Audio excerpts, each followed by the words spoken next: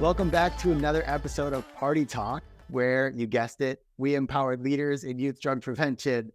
By this time, you're probably tuning in on a Monday, and this episode is going to be incredible. I'm hanging out with Jessica Fowler. She does prevention work and mental health work out in North Carolina. So I'm really excited to talk with her, see what she's seeing in the field, just her background, and then maybe what things we can borrow from her, what's working, all that good stuff. So Jessica, welcome to the show. Thank you so much for having me. I'm very excited to be talking with you all today. Of course. Well, let's start with an intro because I know a little bit about you, but if someone were meeting you for the first time and says, hey, tell me about yourself, what would you share? That's a big question. So, overall, I would just share that I started out my career in substance use, actually in the treatment world. I started in about 2010, and I moved my way into counseling, worked in treatment, and then got a master's in professional counseling. And at that point, I was like, I want to do more community work. I want to do more to prevent substance use. And there just happened to be an opening at where I work now doing substance use prevention. Wasn't quite sure everything that it was, but they hired me, and I have an amazing supervisor who has really led, and we took off. So now I'm doing a lot of substance use prevention work in 2 counties, and then I have also moved into doing some work with suicide prevention. So that's just Wow. everything right there. Yes, that's incredible work. Thank you for what you're doing, Jessica. And how is it? What are you seeing as far as maybe in North Carolina? So I'm from Phoenix. I worked in North Carolina a few times, but you're now a local expert and you've done your certification and everything. What are some things that you're seeing out there for youth prevention, and I guess what students might be struggling with? Right. So what we're hearing a lot, because we do a lot of work actually with our youth, where I work, we have some great people I work with that do a lot of youth empowerment groups, that they're really our leaders, and we, guide them, that they really take leadership. So we have a group of youth. They were actually at CAFCA recently, where you were there as well. And one, I think, actually even did a presentation there. So they're leading a lot with tobacco and vaping and doing vaping prevention. They worked on PhotoVoice projects, really advocating about bringing, more awareness to, vaping is not a safer alternative, how to prevent vaping in schools, things like that. But then when they're working on the vaping, they've been sharing with us and even with their community members about the struggles they're experiencing and seeing with their peers with mental health challenges. So they've been doing a lot of research and then talking to leadership, adults, and things like that about how it all ties in. And even vaping isn't a coping strategy for anxiety. It actually increases anxiety, which not all youth are aware of. So they've been doing a lot of work with that. And that's what we've been hearing a lot about, is just that struggle with that mental health challenges and illness first, and then how some youth are turning to substance use as a way to cope. Yeah. Wow. Just really using the youth in that. Yeah, I love that your youth are engaged in it. They're saying, hey, we're going to help be the solution and taking a proactive approach because, yeah, you and I have some education around it. Not every student does. And they're using these substances thinking oh, this is making me feel better.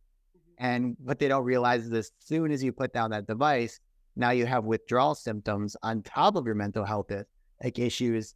And you're just stacking on issues instead of tackling the root of the problem, which is mental health and having positive coping skills. So how are your youth going about educating? What kind of projects are they doing to try to get the word out? So they've done PhotoVoice projects that I mentioned. We actually had some youth who trained in teen mental health first aid this summer. So we offer that to our youth empowerment groups, and then they are able to help support peers, give some information to their peers, help them get to an adult that they trust. Well, let me stop you there too, because so you said PhotoVoice. Mhm. project if I have no idea what that is? Like, I'm just imagining like Instagram where you have a voiceover on photos. Is that what it is? Yeah, I mean, some of them could be. So what our youth did is if you go to like, there's a website for PhotoVoice. I really wish my coworker was here. She's a real leader in that one.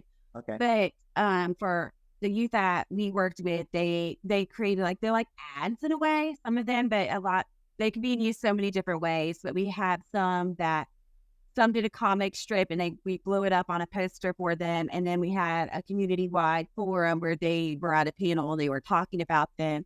And they, just different aspects. They all focused on vaping prevention. So some took the health approach, some took the community approach, like, finding vape products on a playground and how, little kids are getting exposed to it, finding these things. And then some were like, hey, let's make schools vape free, and then set up, what it would look like in a school. It was fake, but what it would look like and things like that. So it's just like a different way to have a campaign in a way. Okay. All right. That's good to know. So their campaign, whether it's hosting an event where they'll talk to community or parents, or, an art project and then explaining it, or like a PSA type deal where they're creating content to share. And then you used another term. So you said mental health first aid. Tell me more about that. Okay, so the National Council of Mental Wellbeing, in partnership, it actually all started in Australia, but it came over here with the National Council of Mental Wellbeing, and in about 2000, I'm trying to get my dates right, 19-ish, they partnered with Lady Gaga's Born This Way Foundation, and they brought Teen Mental Health First Aid, which is for either sophomores through seniors or ages 15 to 18 at youth serving organizations, and they get trained. But if you think about medical first aid, like that for mental health challenges. So they're not learning to diagnose, but how to provide support, because we know teens go to their friends usually first. How to provide them support, or even how to help a friend who they may be noticing some, challenges or changes in signs and symptoms, and then how to talk to a trusted adult. And so I'm an instructor in that, so we're able to train our youth in it. So we have a couple people that I work with who have attended instructor training, got certified. So we work with our youth every summer that are new, and they get trained in it. So then they have the knowledge base, but they also want this to be able to help support their peers. That's really cool. Okay. I'm already, we're like 6 minutes into this, and I'm already learning something new. This is incredible. Could you because you said you're trained in it now. Can you give me a short preview or example of what, maybe just like a few bullet points on like, what are the students leaving this with, or maybe a few key strategies, knowing you can't give us the entire training, but in 30 minutes, but like a few maybe things that are good tips for anyone to know? So we always, in all of our programs, in even some of ours that are not Teen Mental Health First Aid, the main takeaway we always teach our youth is talking to a trusted adult, helping them identify who their trusted adults are, whether it's a coach, whether it's a parent or a guardian or an aunt, whoever it could be. With Teen Mental Health First Aid, they actually learn an action plan of, how to support their friend, but it all still goes back to talking to a trusted adult, not putting that weight on themselves that, I have to help and fix my friend, but this is how I can help my friend by talking to them, like, who's your trusted adult? And if they don't have one, helping, like, here's my trusted adult. Can I go with you? Can I, do you want me to talk with you? Take you to talk to my trusted adult, and I'll go and support you through that. And then just being their friend. We're in an amazing group of young people we're raising right now that they are already doing a lot of work with decreasing stigma. So it's a lot of times they're already ready to go talk to people and say like, hey, let's go talk about this, which is great compared to like my generation. So then it's really teaching them how to do it in ways that's helpful, instead of taking that on themselves, thinking that they have to solve this problem, because a lot of times, they can't. And they really need that professional support where their friend does. And it's also educating them on what is professional help, like, because not everybody knows. It's not widely talked about. So then they have that information that they can tell their brains to help reduce fears. Wow. Really empowering. Okay. That's fantastic. I'm definitely going to look more into that. It sounds really, really helpful. Yeah. And to what I understand from it, just like a takeaway for the people listening is when we're talking about mental health, first of all, this program is a great one to get trained on if you're looking for training for your youth prevention clubs and things like that. The second thing is like the tips that you said is that all points towards finding that trusted adult, someone who you can go to, whether it's that student or if the student you're helping doesn't feel like they have a trusted adult, then at least the person who's trained on it has someone that they can go to, and they can go together. I imagine that's really comforting to say, hey, I'm not going to send you to some stranger's house or to call them. Like, let's go together. That'd be an awesome thing to do as a friend. And then finally, to have the posture that's not your job to, quote, fix this person. That's too much, they're professionals who did this work. So your job is more to be a supportive friend, to be there for them and with them and bring them to that next step would be to be that trusted adult and then have the resources to get professional help, if that's what's needed. So that sounds really cool. I also want to ask you about being in North Carolina. So when I've been there, there's something I noticed just by sight. And I don't know if this is true or if it was just the place I was in, but here's what happened. In college, I went to Boone, North Carolina, up in like Appalachian State, and first time in North Carolina. So I'm like, oh, mountains, beautiful, nicest people. What struck me though, it seemed like the majority of people had a cigarette hanging out of their mouth. And it was so different from, in Wisconsin, if beer is culturally accepted, it's our industry. So to say like you don't drink beer is really, really weird. I felt like in North Carolina, tobacco was the industry. And if you didn't smoke, it's like you weren't a North Carolina person. Like, I don't know if this was just my perception or if there's a little bit of truth to it, or I just, made something up in my head. What have you seen as far as being in prevention and tobacco use? Is there any sort of cultural thing happening, and how would you describe it? So I think it really depends on where you are in North Carolina. Like I grew up here, so I remember the culture of, walking around, seeing everybody in the 80s and 90s with a cigarette, and then you see it change. Like when, gosh, I think it was like 2009 and 10, our laws changed. You can't smoke in bars, you can't smoke in restaurants, and then it's more outside. But it was a tobacco state. There are still tobacco farms. Where I live in North Carolina, not even a mile down the road is a small tobacco farm. The two counties that I get to do work in are very different. One county is still pretty rural and it's still, livelihood is tobacco.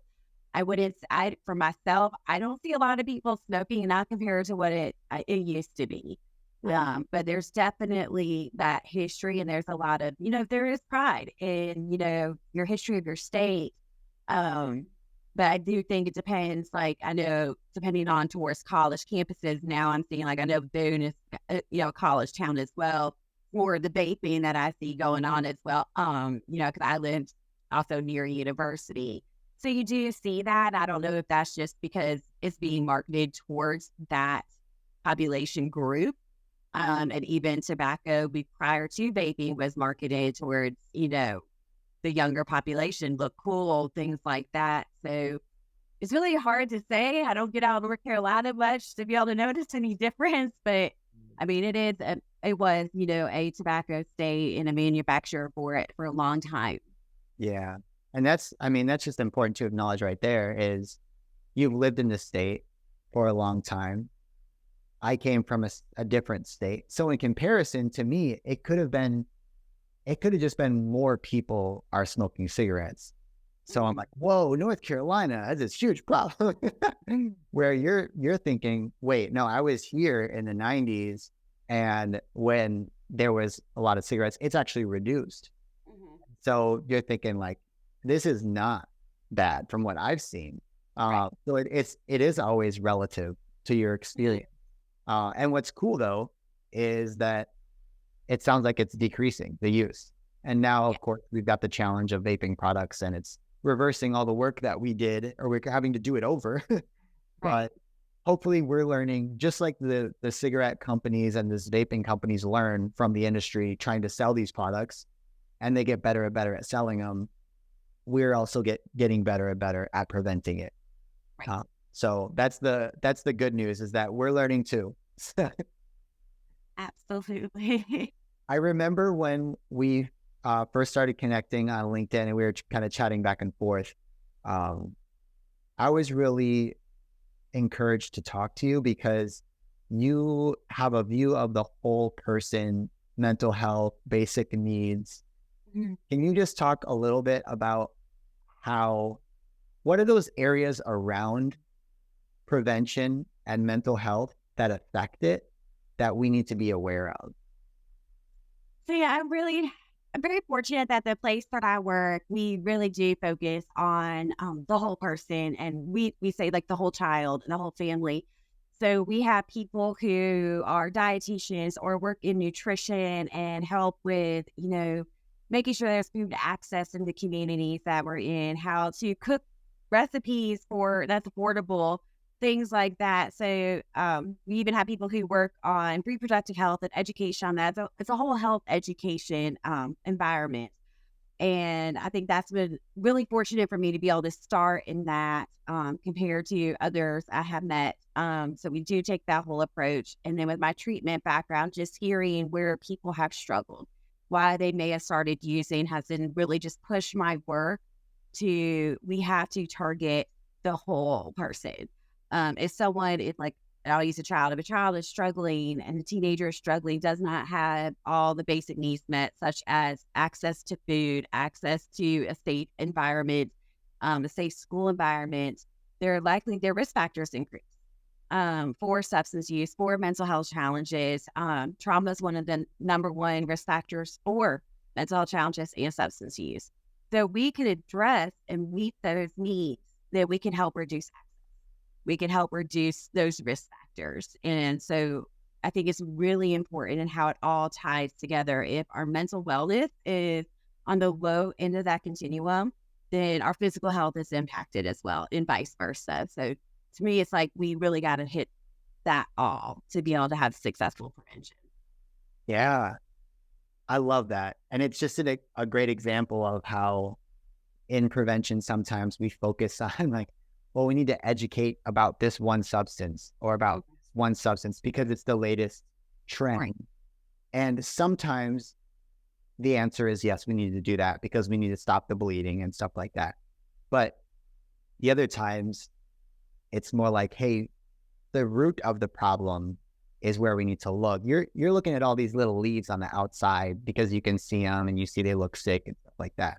But the way you're going to get this tree healthy, this community, this person, is by focusing on the ground and the roots and like what's actually going on, which might be, well, I have a terrifying home life, or I'm not getting the nutrition that I need, or whatever I'm coping with is like, that's actually a bigger need than maybe the substance that I'm using because it all stems from there. So, Yeah. It's yeah, focusing upstream. It's looking at what's the upstream and not the here and now. And you're right. We do focus a lot on right now it's this substance, and that's always going to change. Like for every few years, it's a different substance, and that's great. But again, it's like it's focusing on upstream. If we can meet those things all the way up the stream, then hopefully it'll stop before it gets downstream. right. And that's the real prevention generational work that we're excited about because we see the potential of change, like real cultural community change. Mhm. That's really awesome. I like to ask this question: is there anything happening in the prevention field that you are like, oh, that's cringy, we should stop doing that? Any pet peeves in our field? Um, for me, I would say like, scare tactics. There's a lot of different ways scare tactics are still being used, and not just for substance use prevention, like even like with texting and driving. I see it. And yes, research has proven like scare tactics really are not effective. People still want them, especially like people of my generation are like, oh yeah, we got to have the scary thing. And, when we go to like talk to schools or even, just in the community, it's just like, yeah, that's right now. But then you have the group that's going to laugh, the group's like, that's not me, things like that, but if we really, can move away from that, really go to evidence-based programs, evidence-based on so many different levels, and even some research-based, and that, there's no standings behind it anymore. They're just really seeing that that's not effective. Um, so I think that's still like my cringe side is like, oh, this is a scare tactic. Let's not do that. Let's try this route instead. Yeah. Well, you're not alone. I think a lot of people in our field are now realizing that Right. yeah, it wasn't effective, or the data shows it wasn't. And also that the students, young people, aren't motivated by fear. There's they're invincible, right? This isn't going to happen to me. And that's silly that you're trying to tell me that it is. Or if the first time I do that, nothing bad happens to me, now I can't trust you. I think I forget which book I was reading, but it was talking about how in sales, let's say an insurance salesperson or a car salesperson, and you're selling to an adult, they know that adults are more motivated by fear because we don't want anything negative to happen, because we like our comforts, because we want to protect the things around us that we have. And the thought of losing something is more fearful than the benefit of gaining something. But there's an age where that flips. And when we're dealing with young people, they don't necessarily have that. And honestly, now I'm just having this realization right now. Maybe it's because the frontal lobe isn't fully developed. Is that protection and foresight and forecast isn't developed. So these young people are like, yeah, scary things. I'm glad, yeah, my parents were moved by it, but not me. Like, sure, they thought it was a great program. They set up this, a car crash or whatever it might be, or the scenario. And my parents thought it was really great. The adults who are on the committees think, oh, this is so powerful. And then it misses the mark when it comes to our students. Right. And I think a lot of times it does go with their brain development. We look at, like, if you go talk to a teen right now and you say, like, hey, is texting dangerous when you're driving? They'll tell you yes. But then if they get a text message while driving, there's so many different things that go on in their mind because of the way they're still processing it. Is my friend, if I don't respond, is my friend going to think I'm mad at them, or vice versa? Like, what is the risk in that? Should I answer that text so my friend doesn't think I'm mad at them, or do I continue driving? So they're processing and they're still learning. And as adults, we're like, okay, we've seen enough bad accidents or enough of this. We know the dangers. And so, yeah, we are a little bit more motivated by, we could lose a lot. We have a lot of things as an adult, and the kids they're still learning that. They're still learning that. And, that's why we got to meet them, what's going to work with them and for them. Right. Exactly. And that's the messaging too, like kind of what you said is that we're moving away from scare tactics. And that is the cringy part. Like, oh man, part of our culture still loves that, is by telling someone what not to do, we haven't necessarily helped them figure out what they can do. And so in that example that you just said, which is like, hey, don't text and drive, but I still know I'm going to get a text in the car. So what can I do instead? Putting my phone in the back seat or like somewhere inaccessible, handing it to the person next to me, so that they can answer any texts that I get or like read them, stuff like that. That is now like, oh, okay. So I can save lives and I can still be social, not on my phone personally, but by doing this.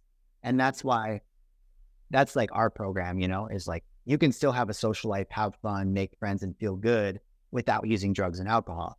That's a must. That's a great message. Instead of don't do drugs. Right. Yeah.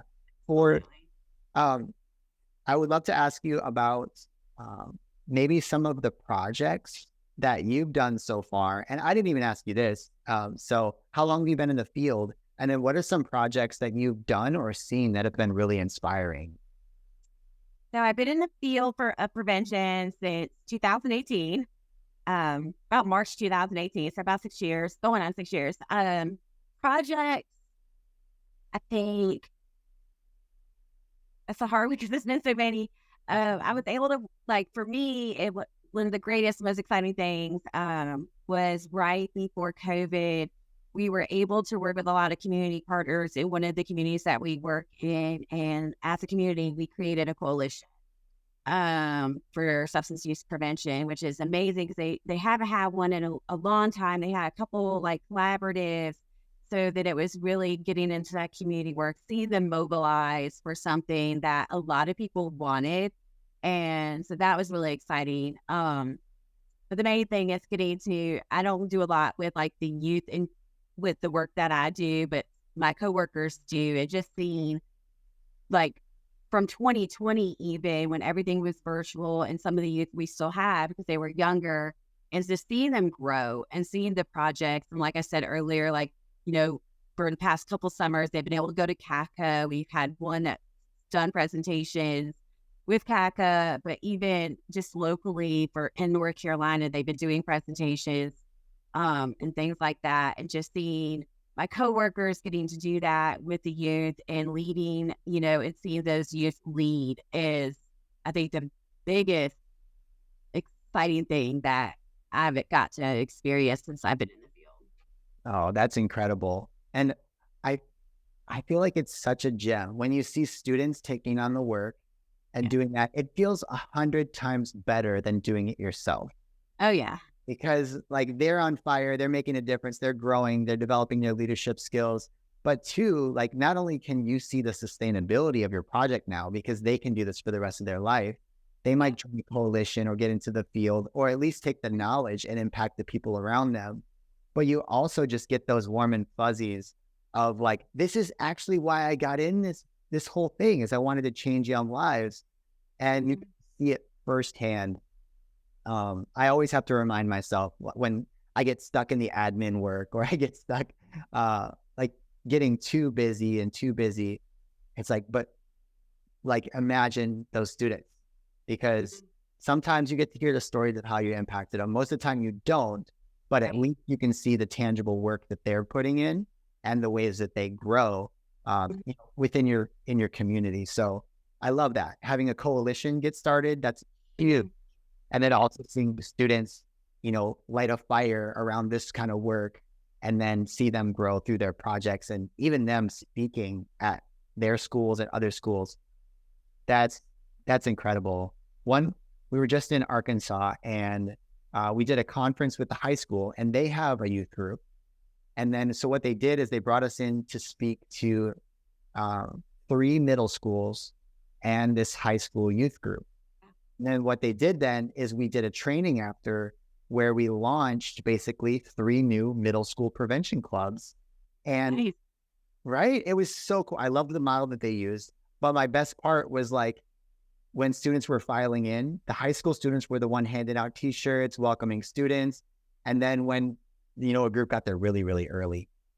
And I was like, hey, check out the crowd. So they're going to be bored for the next 20 minutes. What games do you know? And so they would tell us a game or they didn't have one. So I was like, all right, well, here's one that I know.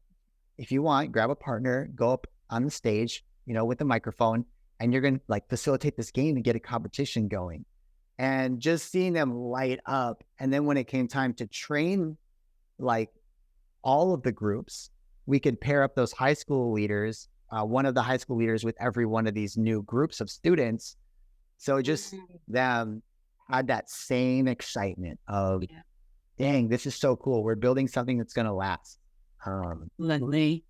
Yeah, it's so, so good. Well, I want to leave you with a chance to say, if there's somebody new in prevention, they just got in the field, what's one piece of advice that you'd want to give them? Well, so I could think of so many. I would probably say learn all you can. Learn all you can and be patient because it takes a long, long time sometimes to see the effort from the work that you're doing and that the community is doing. And don't give up. Like, just being aware of that it doesn't happen overnight and take a lot of excitement in those small policies. like a small policy. It may be small to you, but it's big to somebody, and they're just as important as those big policies. And so to me, it's just like looking for those small accomplishments. So people might say, it's quote, but you just stick with it, learn all you can, and really, work together with the community. It's a lot. It's very powerful. I love that. Thank you so much, Jessica, for being on the Yeah. show. Thanks Awesome. for Well, having me. of course. And listen, if you are one of the listeners or viewers on YouTube, thank you for tuning into this episode of Party Talk. I hope that you got inspired today and empowered to keep doing your awesome, incredible work that's changing communities. And if you have any ideas of new guests that want to be on the show, please write to me, jake@vive18.com. And of course, if you need help getting youth involved in prevention, you can go to vive18.com. And we'll see you next Monday for another episode.